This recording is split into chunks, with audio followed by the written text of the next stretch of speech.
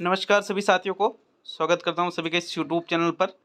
देखिएगा, REET mains exam 2023 के लिए ये जो एग्ज़ाम है आपके 4 और 5 फरवरी को आयोजित होने वाला है साथियों। शैक्षिक परिदृश्य प्लस आईसीटी प्लस एनईपी 2020 से संबंधित तीसरा टेस्ट लेकर आया हूं। 20 प्रश्नों की ये सीरीज चला रखी है। राजस्थान जीके की क्लास मैंने यहाँ पर ऑलमोस्ट सुबह ही डाल दी थी साथियों, तो पूरे प्रश्न जरूर करके जाइएगा। बहुत ही क्वालिटी वाले प्रश्न देखने को मिलेंगे, बिल्कुल बहुत ही लाजवाब प्रश्न। एक बात आप सभी को बता दूं कि यहाँ पर आपके साथियों इस टेस्ट में 1/3 माइनस मार्किंग रहेगी। 20 में से 20 प्रश्न अटेंड करते हो, 3 प्रश्न आपके गलत हो जाते हैं तो आपका स्कोर कितना होना चाहिए? 17। लेकिन 1/3 के कारण 3 प्रश्नों में 1 प्रश्न आपका कम हो जाता है तो आपके 20 में से कितने क्वेश्चन बचते हैं? 16 प्रश्न बचते हैं। तो प्रश्न संख्या 1 को देखेंगे। लेवल 1 के लिए भी और लेवल 2 के लिए भी बेहद ही उपयोगी टेस्ट है। पहला प्रश्न है आपके, यूआरएल का पूरा नाम क्या है? Uniform resource locator, uniform region locator, uniform resource location, universal resource और लोकेटर। तो साथियों यूआरएल आपने कई बार इस शब्द को पढ़ा होगा। इसकी अगर हम फुल फॉर्म देखें तो साथियों इसकी फुल फॉर्म होती है यूनिफॉर्म रिसोर्स लोकेटर। ये किसकी फुल फॉर्म है? यूआरएल की फुल फॉर्म है। विकल्प 1 आपके पहले प्रश्न में सही है। प्रश्न संख्या 2 की ओर बढ़ेंगे। देखिए, आप सभी को ये भी पता होगा कि कल गवर्नमेंट ने एक नोटिफिकेशन जारी किया है साथियों, जिसमें ये बताया गया है कि भाई 46,500 पदों पर आपके भर्ती होगी। वित्त विभाग से इसकी स्वीकृति दी गई है। अब यहाँ पर देखो, कोई सी भी वैकेंसी हो, वित्त विभाग से उसकी स्वीकृति दी जाती है। पहले बोल रहे थे कि लगभग 31,32 हजार पद के आसपास L2 में रहेंगे, और अब यहाँ पर और L1 के कितने पद बता रहे थे? लगभग 15,000 के लगभग, ठीक है ना, 15-16 हजार के लगभग। तो साथियों लेवल 1 लेवल 2 ऐसा मत सोचना कि भाई यार सर तो इनकी तरफ, ऐसा कुछ भी नहीं है। बात यह है कि जैसे कि सभी को पता होगा कि लेवल 1 के 21,000 पद कर दिए गए हैं और लेवल 2 के लगभग 25 से 26,000 पद आपके रहेंगे साथियों, ठीक है ना। 25,000 पद आप मान के चलिए लेवल 2 के। ऐसा नोटिफिकेशन कल आया था। बहुत सारे बच्चों ने मैसेज भी किया कि सर इस पर आप कुछ कहो। तो ऐसा है कि लेवल 1 के जो पद है 15-16 हजार से 21,000 कर दिए। बहुत ही शानदार काम किया, 100% बहुत ही बढ़िया काम है। लेकिन यहाँ पर जो 25,000 26,000 पद यहाँ पर 32 की जगह 25-26 कर दिए, ये गवर्नमेंट ने बहुत ही ज़्यादा गलत किया। कोई दिक्कत नहीं, अच्छी बात है, लेवल 1 के पद बढ़ोतरी किए। लेकिन साथियों ये लेवल 2 के पदों में से बढ़ोतरी की, ये गलत बात है। क्योंकि लेवल 2 के भी अगर 32,000 पद ही होते और इधर भी 21,000 हो जाते तो फिर कोई दिक्कत नहीं। बहुत शानदार काम था गवर्नमेंट का। लेकिन गवर्नमेंट ने ये करके कहीं ना कहीं लेवल 2 वालों को बहुत ही ज़्यादा नुकसान लेवल 2 वालों का किया है। तो ये गलत बात है और ऐसा बिल्कुल नहीं करना चाहिए। निश्चित रूप से जैसे ट्विटर पे भी ट्रेंड चल रहा है इस संबंध में, तो 1-2 वीडियो निश्चित रूप से यहाँ पर भी बिल्कुल डालेंगे साथियों आपके सपोर्ट के लिए। बाकी मुझे कोई ये नहीं है कि भाई लेवल 1 के पद बढ़ाए, बहुत बढ़िया बात है, लेकिन लेवल 2 के पदों में से वो कटौती नहीं होना चाहिए। क्योंकि 5 साल होने वाले और गवर्नमेंट ने लेवल 2 का एक भी टीचर अभी नहीं लगाया है। तो ये ऐसा है, जो सही बात है वो सही है, जो गलत है वो गलत है। ये गलत किया गवर्नमेंट ने, ठीक है। प्रश्न संख्या 2 की ओर बढ़ते हैं। आपके दूसरा प्रश्न है, ई बैंकिंग का लाभ नहीं है। लेन देन की सुरक्षा, तत्काल धन का हस्तांतरण, any time anywhere banking service और एरर समस्या। तो जो ई बैंकिंग का लाभ नहीं है वो आपको देखना है। वापस मैं दोहरा रहा हूँ कि आप बिल्कुल ये मत सोचेगा कि लेवल 1 की तरफ हूँ या लेवल 2 की तरफ हूँ, किसी की भी तरफ नहीं, बल्कि साथियों सभी आप और सभी स्टूडेंट हमारे ही है। तो आप ये बात माइंड में बिल्कुल नहीं लाइएगा, ठीक है ना। अगर बात करेंगे ई बैंकिंग का लाभ नहीं है, तो देखो ई बैंकिंग का मतलब होता है इंटरनेट के द्वारा जो हम बैंकिंग से संबंधित कार्य करते हैं। तो इससे लेन देन की सुरक्षा बिल्कुल होती है, क्योंकि ई बैंकिंग में हम जिसके पास पैसे भेजते हैं या कोई हमारे पास भेजता है तो बिल्कुल उसमें कोई धोखाधड़ी नहीं होती है। तत्काल धन का हस्तांतरण तुरंत हो जाता है। आजकल जैसे पेटीएम है, फोन पे है, इनसे तुरंत आप लेन देन का हस्तांतरण कर सकते हो। Any time anywhere banking service आपको प्रोवाइड इसी के माध्यम से की जाती है। और एरर समस्या, तो भाई कई बार क्या होता है नेटवर्क की प्रॉब्लम की वजह से या बैंक में कोई इश्यू आ जाता है, टेक्निकल इश्यू, इस वजह से फोन पे वगैरह इनमें हमारे पैसे भी अटक जाते हैं जो 7-8 दिन तक नहीं आ पाते हैं। तो साथियों ये एरर समस्या, ये इसका लाभ नहीं है बल्कि ये इसकी एक हानि है, ठीक है ना। तो विकल्प नंबर 4 आपके प्रश्न संख्या 2 का सही उत्तर है। प्रश्न नंबर 3 की ओर बढ़ेंगे। तीसरा प्रश्न देख लेते हैं। आपके प्रश्न संख्या 3, भारतीय सर्च इंजन नहीं है। हॉटमेल, वेब इंडिया, रेडिप और नेट स्केप, इनमें से जो भारतीय सर्च इंजन नहीं है उसका आपको प्रश्न संख्या 3 में चयन करना है। तो तीसरे प्रश्न में राइट आंसर बताइएगा। देखिएगा, अगर हम बात करें तो हॉटमेल, वेब इंडिया, रेडिप ये तीनों ही भारतीय सर्च इंजन हैं, लेकिन नेट स्केप ये भारतीय सर्च इंजन नहीं है साथियों, वे विदेशी है ये। विकल्प नंबर 4 आपके प्रश्न संख्या 3 में सही उत्तर है। प्रश्न संख्या 4 की ओर बढ़ते हैं। चौथा प्रश्न देख लेंगे, आपके प्रश्न संख्या 4 क्या है। दीक्षा पोर्टल पर प्रशिक्षण दिया जाता है। जो दीक्षा पोर्टल है इस पर किसको प्रशिक्षण दिया जाता है? तो छात्रों को, अभिभावकों को, अध्यापकों को या इनमें से सभी को। देखो, दीक्षा एक एप्लीकेशन है, ठीक है ना। दीक्षा क्या है? एक एप्लीकेशन है। जैसे स्टडी विद पीएन लोधा भी एक एप्लीकेशन है, ऐसे ही दीक्षा भी क्या है? एक एप्लीकेशन है। तो यहाँ पर देखिएगा, अभी RKSMBK इस नाम से भी एक एप्लीकेशन लॉन्च किया गया है, राजस्थान के शिक्षा में बढ़ते कदम। उसी प्रकार दीक्षा नाम से भी एक एप्लीकेशन है, और साथियों इस पर जो अध्यापक है उनको ऑनलाइन ऑफलाइन प्रशिक्षण दिया जाता है। किस पर? दीक्षा पोर्टल पर। तो विकल्प नंबर 3 आपका सही है। छात्रों और अभिभावकों को इस पर प्रशिक्षण नहीं दिया जाता है। थर्ड विकल्प ही आपका सही रहेगा फोर्थ प्रश्न में। प्रश्न संख्या 5 की ओर बढ़ते हैं। पांचवा प्रश्न देखेंगे। ट्विटर, फेसबुक, व्हाट्सएप इत्यादि है। ई बैंकिंग के प्रकार है, सर्च इंजन के प्रकार है, सोशल नेटवर्किंग के प्रकार है, और इनमें से कोई नहीं। तो कोई नहीं को तो आप हटा दीजिए। देखिए, इजी क्वेश्चन है, लेकिन बिल्कुल जो भी ट्विटर चलाते हैं, फेसबुक चलाते हैं, व्हाट्सएप चलाते हैं, इनको सभी को पता है कि भाई ये क्या है? सोशल नेटवर्किंग के प्रकार है साथियों। क्या है? ये एक सोशल नेटवर्किंग के प्रकार है। विकल्प नंबर 3 आपके प्रश्न संख्या 5 का सही आंसर है। प्रश्न संख्या 6 की ओर बढ़ते हैं साथियों। छठा प्रश्न देख लेंगे, आपके प्रश्न नंबर 6। इन सभी की PDF आपको study with PN Lodha application पर मिलेगी, और राजस्थान जीके जो यहाँ पर आपको पढ़ाया जा रहा है साथियों, उनकी टेस्ट सीरीज 149 रुपीज़ में ऑल सब्जेक्ट की उपलब्ध है। राजस्थान जीके ही नहीं, अन्य सभी सब्जेक्टों की, L1 के लिए भी, L2 के लिए भी। तो इसकी फीस रखी गई है, नाम मात्र का चार्ज है 149 रुपये study with PN Lodha application पर। ऐप डाउनलोड नहीं किया है तो कमेंट बॉक्स में जाके ऐप आप मैंने कमेंट कर रखा है, लिंक दे रखी है, लिंक पर क्लिक करके ऐप डाउनलोड कर सकते हो, या फिर प्ले स्टोर पे जाकर भी स्टडी विद पीएन लोधा लिखिएगा, आपके सर्च में आ जाएगा ऐप, और आप वहां से डाउनलोड करके और ये जो टेस्ट सीरीज है 149 वाली, इसको ज्वाइन कर सकते हो। प्रश्न नंबर 6 है, मिशन ज्ञान का संबंध है CWSN बालकों हेतु, ADHD बालकों हेतु, प्रतिभाशाली बालकों हेतु और सामान्य बालकों हेतु। तो जो मिशन ज्ञान है इसका संबंध किस प्रकार के बालकों के लिए है साथियों? प्रश्न संख्या 6 में सही आंसर का चयन कीजिए भाई। कौन सा विकल्प आपके प्रश्न नंबर 6 में सही है? तो देखो, छठे प्रश्न में अगर हम बात करें तो मिशन ज्ञान का जो संबंध है साथियों, वो किस प्रकार के बालकों के लिए है? CWSN बालकों के लिए है। ये किसके लिए है?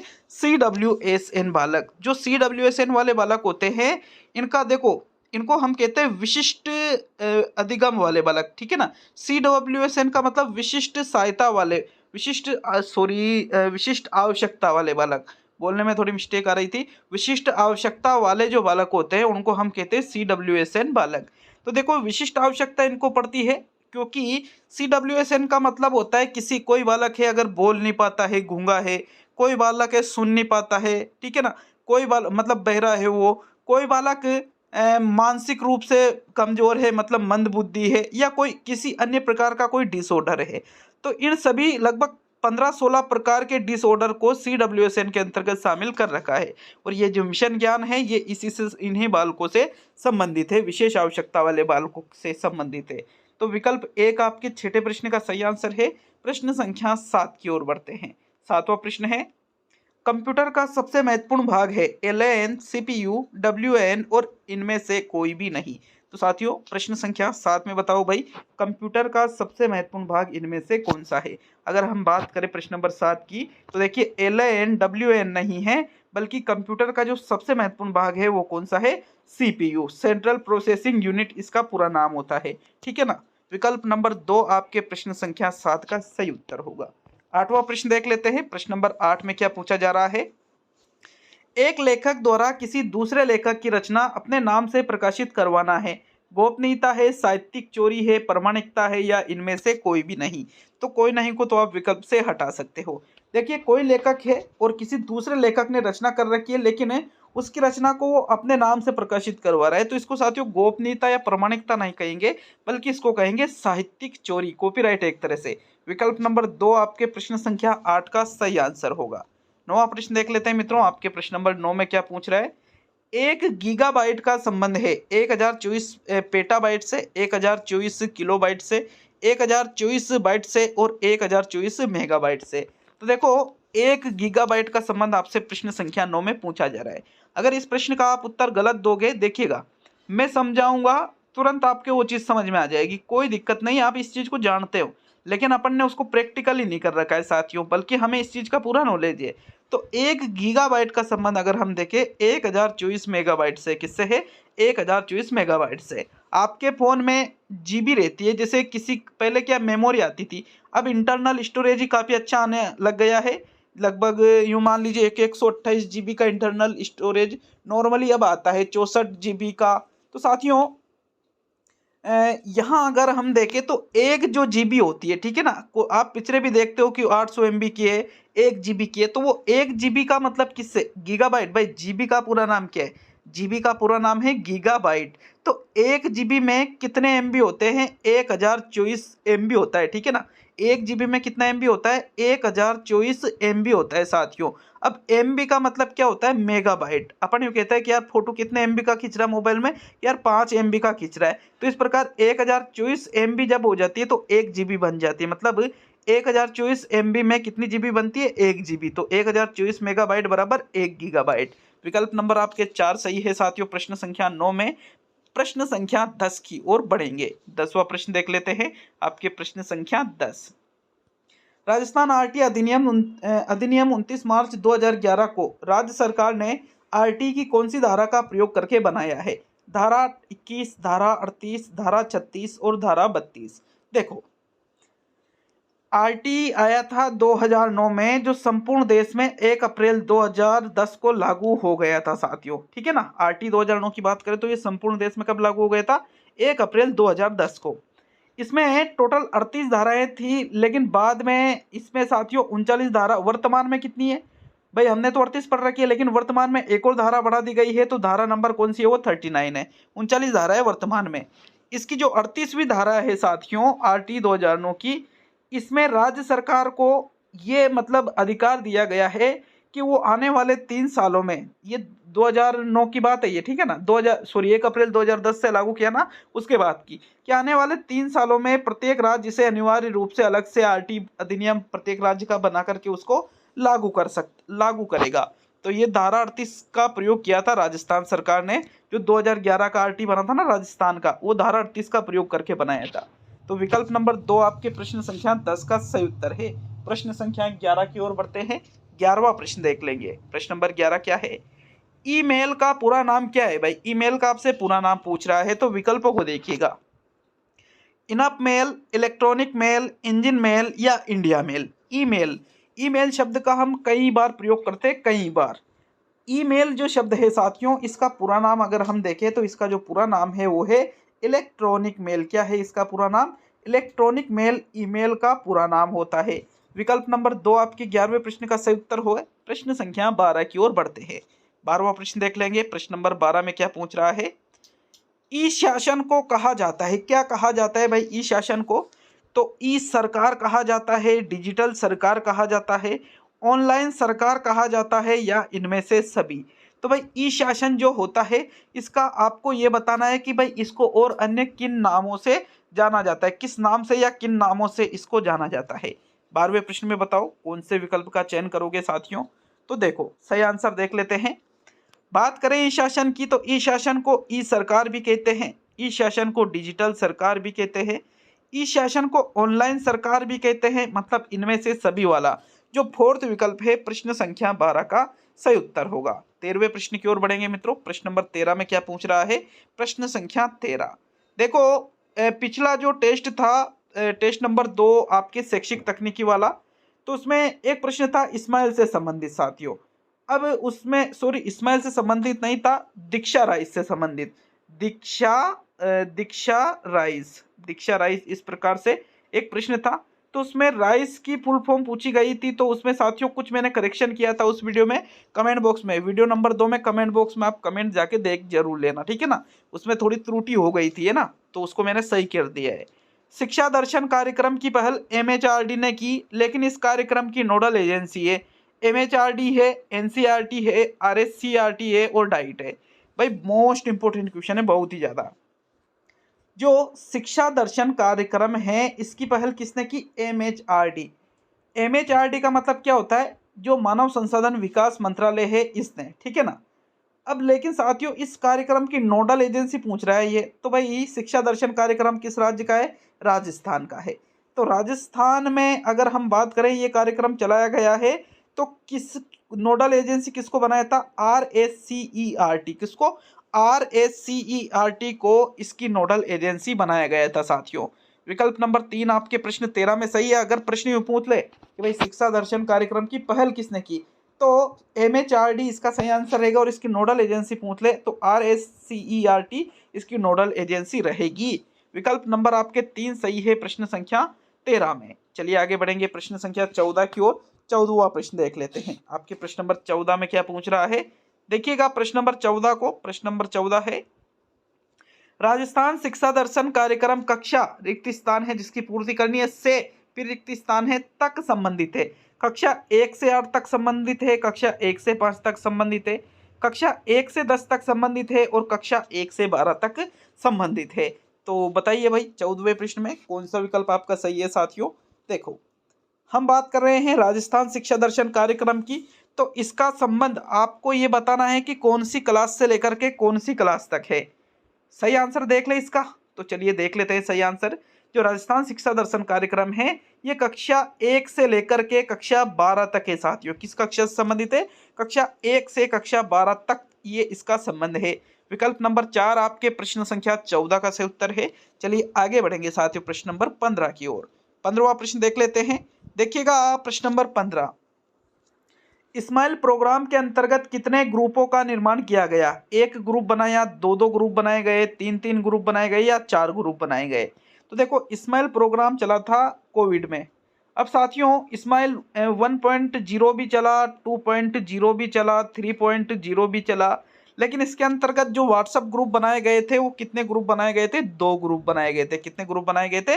2 व्हाट्सएप ग्रुप बनाए गए थे। कौन कौन से? एक तो साथियों पेरेंट्स के ग्रुप और एक टीचर्स के ग्रुप बनाए गए थे। विकल्प नंबर आपका 2 सही है प्रश्न संख्या 15 में। अच्छा लगे वीडियो तो लाइक शेयर करिएगा, कमेंट बॉक्स में कमेंट करके जाइए साथियों प्रश्न आपको कैसे लगे जरूर कमेंट करिएगा, ठीक है। और अच्छा लगे तो लाइक के साथ कम से कम 2 जगह शेयर जरूर करिएगा। 16वां प्रश्न देख लेते हैं। आपके प्रश्न नंबर 16, विद्यालय प्रबंधन समिति अधिनियम की किस धारा में उल्लेखित है? धारा 21 में, धारा 25 में, धारा 28 में और धारा 29 में। देखो RTE 2009 की जो धारा 21 है, कौन सी धारा? धारा जो 21 है साथियों, इस धारा में ही उल्लेख किया गया है किसका? विद्यालय प्रबंधन समिति, स्कूल मैनेजमेंट कमेटी, जिसको हम शॉर्ट में क्या कहते हैं? SMC। किस धारा से इसका संबंध है? तो इसका संबंध धारा 21 से है। मोस्ट इंपोर्टेंट क्वेश्चन है भाई, याद रखिएगा इस प्रश्न को, एग्जाम में आपसे पूछा जा सकता है प्रश्न ये। 16वें प्रश्न में प्रथम विकल्प आपका सही रहेगा मित्रों। प्रश्न संख्या 17 की ओर बढ़ते हैं। 17वां प्रश्न देख लेंगे। आपके प्रश्न नंबर 17 क्या है? राजस्थान राज्य शैक्षिक अनुसंधान एवं प्रशिक्षण परिषद उदयपुर के कितने प्रभाग है? 4 प्रभाग है, 5 प्रभाग है, 6 प्रभाग है या 7 प्रभाग है? ये भी बहुत ही इंपॉर्टेंट क्वेश्चन है, बताना है आपको प्रश्न संख्या 17 में कौन सा विकल्प आपका सही है। तो देखो जो राजस्थान शैक्षिक अनुसंधान एवं प्रशिक्षण परिषद उदयपुर है, इसके अगर प्रभागों की बात करें साथियों, तो इसके टोटल प्रभागों की संख्या कितनी है? 6 है। कितनी है? 6 इसके प्रभागों की संख्या है। विकल्प नंबर 3 आपके प्रश्न संख्या 17 का बिल्कुल सही आंसर है। चलिए 18वें प्रश्न की ओर बढ़ेंगे। आपके प्रश्न संख्या 18 को देखेंगे। प्रारंभिक शिक्षा में, एक सेकंड रुकना थोड़ा सा, ये देखिएगा, प्रारंभिक शिक्षा में किस कक्षा से किस कक्षा तक की शिक्षा सम्मिलित है? पूर्व प्राथमिक, कक्षा 1 से 8 तक की शिक्षा, कक्षा 1 से 5 तक की शिक्षा और कक्षा 6 से 8 तक की शिक्षा। तो देखो प्रारंभिक शिक्षा की बात की जा रही है। प्रारंभिक शिक्षा अलग होती है और प्राथमिक शिक्षा अलग होती है भाई, याद रखना इन दोनों शब्दों को। जहां पर प्रारंभिक शिक्षा की बात करें वो होती है कक्षा 1 से 8 तक की शिक्षा, और जहां पर बात करें प्राथमिक शिक्षा की वो होती है कक्षा 1 से लेकर के 5 तक की शिक्षा। क्योंकि 8वीं का जो प्रमाण पत्र आता है बोर्ड का साथियों, सर्टिफिकेट मार्कशीट जो आती है उस पर लिखा होता है प्रारंभिक शिक्षा पूर्णता प्रमाण पत्र। मतलब कक्षा 1 से 8 तक की शिक्षा किसमें आएगी, प्रारंभिक शिक्षा में, और प्राथमिक शिक्षा में कौन सी आएगी, कक्षा 1 से 5 तक की शिक्षा। तो यहाँ प्रारंभिक शिक्षा पूछा है, इसी वजह से आपके जो दूसरा विकल्प है कक्षा 1 से 8 वाला, यही आपके प्रश्न संख्या 18 का सही आंसर है। सेकंड विकल्प सही रहेगा आपके 18वें प्रश्न में। प्रश्न संख्या 19 की ओर बढ़ते हैं साथियों। 19वां प्रश्न आपसे क्या पूछ रहा है, देखो। मानव संसाधन विकास मंत्रालय का नाम बदलकर क्या रखा गया है, शिक्षा मंत्रालय, अध्ययन मंत्रालय, शिक्षा विभाग और शैक्षिक तकनीकी मंत्रालय। देखो, जो मानव संसाधन विकास मंत्रालय है, पहले इसका नाम क्या था, शिक्षा मंत्रालय था। क्या था इसका नाम, शिक्षा मंत्रालय। फिर इसको बदल करके इसको मानव संसाधन विकास मंत्रालय कर दिया गया। लेकिन एनईपी 2020 जो आई है, एनईपी 2020 जो आई है, नेशनल एजुकेशन पॉलिसी 2020 साथियों, इसमें मानव संसाधन विकास मंत्रालय का नाम वापस बदल करके क्या रख दिया गया है, शिक्षा मंत्रालय इसका नाम कर दिया है। क्या नाम कर दिया है, शिक्षा मंत्रालय। तो शिक्षा मंत्रालय किस विकल्प में दे रखा है, पहले विकल्प में दे रखा है शिक्षा मंत्रालय। इसी वजह से 19वें प्रश्न में आपके प्रथम विकल्प सही रहेगा। अब आज का अंतिम और 20वां प्रश्न देखेंगे साथियों। वीडियो को लाइक शेयर करिएगा और चैनल पर नए हो तो सब्सक्राइब करके बेल आइकन ऑन कर लेना भाई, प्रत्येक वीडियो का नोटिफिकेशन आप तक पहुंच जाएगा। चलिए अंतिम और 20वां प्रश्न देख लेंगे। प्रश्न संख्या 20 में क्या पूछा जा रहा है, कक्षा 5वीं तक की शिक्षा नई राष्ट्रीय शिक्षा नीति 2020 के अनुसार किस भाषा में होगी, संस्कृत भाषा में होगी, उर्दू भाषा में होगी, मातृभाषा में होगी, और इनमें से कोई भी नहीं। तो कोई नहीं को वापस हटा सकते हो। देखो, कक्षा 5वीं तक की प्राथमिक शिक्षा की बात की जा रही है। नई राष्ट्रीय शिक्षा नीति 2020 क्या कहती है साथियों, कि बालक की जो प्राथमिक शिक्षा है वो उसकी खुद की मातृभाषा में होगी। जिस भाषा को बोलता है, समझता है, जिस भाषा में वो अपने व्यवहार को करता है, उसी भाषा में उसकी शिक्षा होगी। विकल्प नंबर आपका जो 3 है प्रश्न संख्या 20 का बिल्कुल सही उत्तर है। ऐप को डाउनलोड नहीं किया है तो डाउनलोड जरूर करिएगा साथियों, कमेंट बॉक्स में मैंने लिंक दे रखी है। मिलते हैं नेक्स्ट वीडियो में। बहुत बहुत धन्यवाद सभी का वीडियो को पूरा देखने के लिए।